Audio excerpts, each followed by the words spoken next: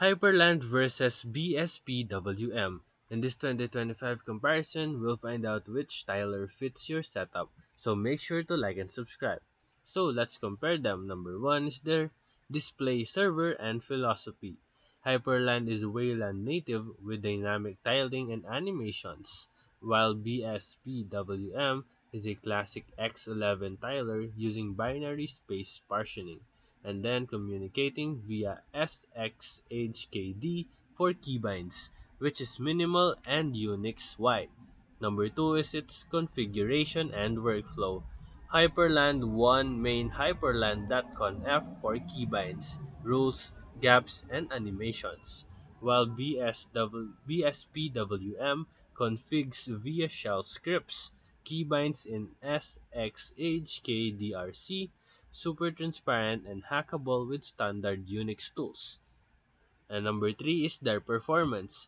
Hyperland performs great on modern GPUs and it supports effect out of the box, while BSPWM is ultra lightweight with near zero overhead, which is perfect for low resource systems. Number 4 is their ecosystem and teaming. Hyperland is companion tools like Hyperpaper or Hyperlock and thriving Wayland teams, while BSPWM pairs well with Polybar, PyCom for compositing, and any X11 status tools. You can choose each piece for yourself. Number 5. Compatibility and apps. Wayland in Hyperland handles most apps well in 2025, but some legacy X11 apps may need X-Wayland, while BSPWM works with all X11 apps natively and it's friendly to niche or older software.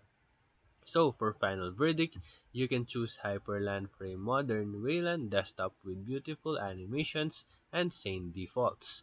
And you can choose BSPWM if you want a featherlight scriptable X11 tiler that you can mold with shell tools. So if this video helped you, feel free to like and subscribe for more videos. Thank you for watching.